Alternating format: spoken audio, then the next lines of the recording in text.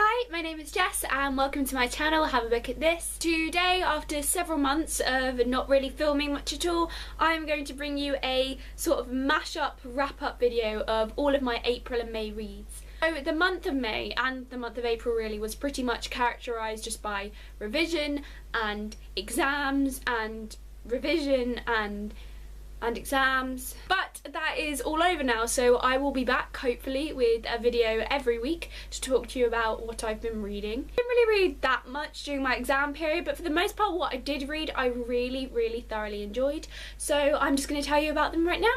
The first book I read all the way back in April was a book that I had wanted to read for a really long time, and that is The Storied Life of A.J. Fikry by Gabrielle Zevin. So A.J. Fikry is a man, I think in his late 30s or early 40s. He's very serious, he's very kind of a bit grumpy, I think is how I would mainly describe him, and he runs a bookshop on an island, I think, a little way out from New York and all that. You can tell I'm English, really. I don't understand where everything's positioned. But so he runs a bookshop on this little island, and it used to be him and his wife, but now his wife has died, and then one day a very special gift is left in that bookshop and his life kind of just changes from there. So the main reason why I had wanted to read this book was because it was about a bookshop owner, which I feel like is just any book lover's dream, and that aspect of it definitely did not disappoint. Gabrielle Zevin starts like a little, every chapter with like a little the title of a short story or a short book and a recommendation from A.J. Fikry, which is really interesting and entertaining to see how all of these different books and titles kind of just tied together. That intertextuality was really fun. I also really like the fact that the story itself took place over quite a long period of time, quite a few years, and I really like books that do that because I like the fact that you get to spend a lot of time with the characters. My one complaint would be that I do feel like sometimes the book shifted a bit far towards the melodrama, but I feel like Gabrielle Zevin still did a really good job of keeping it quite grounded amidst all that melodrama, so I still ended up giving it a 4 out of 5 stars and I really enjoyed it. The next book I read was The Casual Vacancy by J.K. Rowling. So my big piece of advice to anyone who's thinking about picking up The Casual Vacancy is don't go in there thinking about Harry Potter. Because my one problem with The Casual Vacancy was it was a brilliant book on its own, but obviously because I'd grown up with J.K. Rowling, whenever I saw her name on the cover, I just automatically started thinking about Harry Potter and comparing it to Harry Potter. And you can't do that because they're such different books. Casual Vacancy itself is essentially about this small English kind of West Country town, and somebody dies, a man called Barry Fairbrother who has a seat on the council, and there's just kind of all of these characters that want to fill his seat, and there's a bit of mystery going on with it. It was really enjoyable. One thing that I really noticed is that J.K. Rowling has so much skill in terms of switching between point of views. There are so many characters in The Casual Vacancy and I felt like every one of them had a really distinct voice, a distinct story. I don't feel like she made out like one of them was more important than the other. We also got a really wide range of ages and classes. It was very diverse in terms of the characters, and I really enjoyed that. The main problem with it was that there was times where I felt like it dragged a bit. There were times when it was quite easy to put the book down, but definitely kind of from like the last half to the end I just zoomed right through it and I ended up giving it just a 4 out of 5 stars. Sorry, J.K. Rowling. The next book I read is my lowest rating of the month, and I pretty much hate myself for doing this, but it was To the Lighthouse by Virginia Woolf. I'd heard a lot about Virginia Woolf's writing and I was very interested in giving it a go, and because I think To the Lighthouse is probably her best known, one of her best known, if not her best known works, I thought it would be a really good idea to start with that one. And I just couldn't get into it. I think it was very much to do with the point of view. It was weird. It was kind of like, it was sort of like stream of consciousness, but it was third person stream of consciousness. I don't know the technical terminology for it, but I feel like the aim of it was to make you connect with your characters more, or for you to be able to kind of see the essence of that character through their thoughts a lot more, but I just found it so much harder to connect to them through it. Also, there were phases where characters who'd seemed quite important in the beginning were just like completely done away with and nothing else is mentioned about them pretty much for the rest of the book, which is very confusing because there were all these characters I was expecting to come back into it that didn't come back into it. On the one hand, I can understand why Virginia Woolf is such a well-respected author, because what she has done with perspective is very interesting, and I feel like it would have been very unique for the time. And I also feel like a lot of what she said through To the Lighthouse, a lot of the themes and the way that she like portrayed them were really interesting and well put together, but I think it was just the format of the book itself was something I personally didn't enjoy, and I ended up giving this a 2.5 out of 5 stars. The next book I read, which I actually have a physical copy here to show you, was The Nightingale by Kristin Hannah. The Nightingale is the story of two French sisters,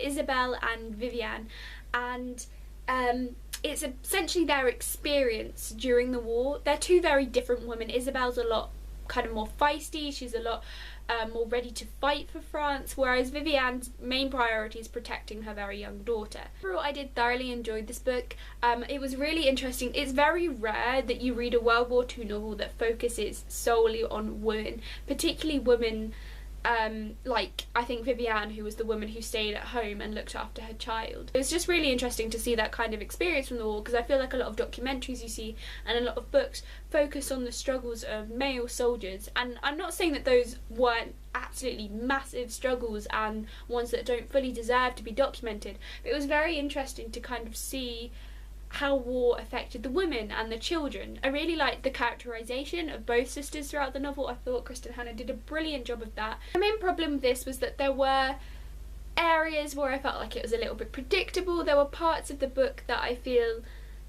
were just, I don't know, I feel like they were good, but there was just something missing for me. There was kind of a, I don't know, sort of edge missing, but I did really thoroughly enjoy it and ended up giving it 3.75 out of 5 stars. The next book I read was Villette by Charlotte Bronte. So for those of you who haven't watched my video from last year, which was my top 10 books of 2015, Jane Eyre, not Charlotte Bronte, Jane Eyre came second on my list, and it's definitely on my list of favourite books of all time. I was so excited to read Villette, which many people have said is very similar to Jane Eyre but darker, and I fully agree with that. So Villette is the story of Lucy Snow, who travels to the small, I think it's Belgian village of Villette to work as a governess at a school, and it kind of just documents her time there and her journeys. What is so distinctive and amazing about this book is Lucy's own narration.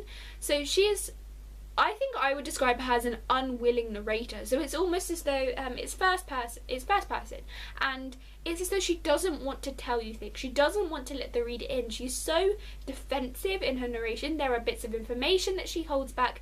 There are feelings that you can see that she's feeling, but she won't admit to herself in the page that she's feeling. And it also touches on loneliness and mental health and love in a really strained but really deep and moving way. I think Lucy is one of the most interesting and sympathetic narrators that I've ever read. She's just a character that doesn't really feel like she fits in with the story, yet it's her story. I absolutely loved it, and it was my first 5 out of 5 star book of the past 2 months. So next I started reading an anthology. I started reading the 20 Love Poems and a Song of Despair by Pablo Neruda. I've got the bilingual edition here, because it has the Spanish translation on one side and then the English translation on the other side. So I absolutely love Spanish. It's one of my favourite subjects at school, and I've recently become really interested in kind of watching Spanish films and trying to read some Spanish texts, because I just feel like English literature in my school is so focused on English literature, and I love English literature, but it's really been interesting to try and kind of expand into more world literatures. I have not read the entire anthology because I never really want to read entire poetry anthologies. I prefer to kind of read a few poems at a time, but I think I read the first sort of 10 or so, and my favourite was definitely I'm going to butcher the pronunciation, but Te recuerdo como eras, or I remember you as you were, I think is the English translation. And what Pablo Neruda does is he just does this really gorgeous, passionate way of writing love poetry. He uses natural imagery, but he uses natural imagery in a way that's just like, I wouldn't say it's like traditional kind of courtly love romantic, like stereotypically English romantic, I suppose is the way to phrase it. It feels like ancient and passionate, and it's so beautiful. And I kind of as a collective, I think I would give the poems that I've read so far, which like I say is about the first 10 or 11, 5 out of 5 stars. It's only very recently that I've started to read more poetry, and this has definitely been my favourite that I've picked up. Next I read The Blind Assassin by Margaret Atwood. Absolutely love Margaret Atwood. The Handmaid's Tale is one of my favourite books. I really like her writing style. I love the way that she talks about women and presents women. I love the way that she kind of blends time periods together. So The Blind Assassin is a story within a story within a story. It's essentially like if literary fiction and Inception, the movie Inception, had a baby. This is kind of what it would be like. No, it isn't. I don't know where I was going with that. The main story follows two sisters, Iris and Laura Chase, as they come of age in kind of a pre and post-war society. The two sisters are very different people, but they're kind of forced to bond after their mother passes away. But also within that story, Iris, who is elderly in the beginning of the novel, is writing the story of her as she's younger. And then there's also excerpts of a novel written by Laura in there as well. It's so confusing, but the writing was gorgeous. The characters were so interesting. Like, I don't feel like there was any one character in this book that didn't have some sort of flaw that made me want to dislike them, but ultimately I couldn't dislike the majority. There were some I definitely disliked, but I couldn't dislike the majority of them just because they felt very real, they felt very human. Margaret Atwood is very clever with characterization because she never tries to excuse any behaviours, and she never tries to make out one character to be an absolute hero.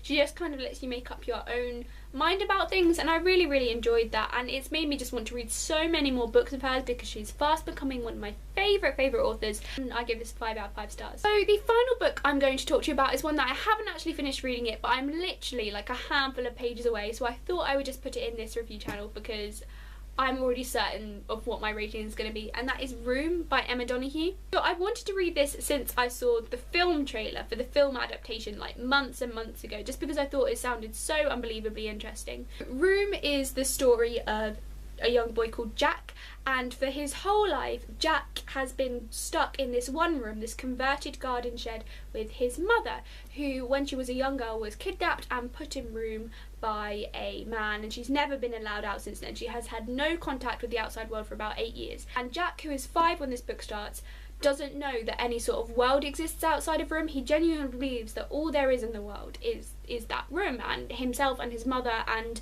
the man who put them there. This book kind of follows the psychological trauma and the struggles that arise from that for both Jack and his mother. Emma Donoghue has just handled Jack's voice so well. There's just something kind of, it's very chilling to read about such horrible things through the eyes of a little boy, and I also feel like that's what stops it from being melodramatic, is the fact that she doesn't try and create cheap drama. She's just genuinely looking at how such a horrible event has impacted a complete innocent, and that's just really beautiful and interesting to read about. This is also very loosely based on a true life story, which is equally as harrowing to read about, and I feel like for me personally that kind of made it more interesting because this is the sort of thing that does happen. You know, it's horrible, but it does happen, and it was just a very unique opportunity to be able to read about it, especially from the perspective of somebody so young. Yes, I may have a few pages left to go still, but already I can tell you that my rating for this is going to be 5 out of 5 stars. Okay, so those were all the books I read these past couple of months, and I have been kneeling down for the past like 20 minutes, and my feet are killing me, so I'm going to have to wrap this up really fast before I just can't. So thank you for watching, and goodbye. Oh my god, my feet.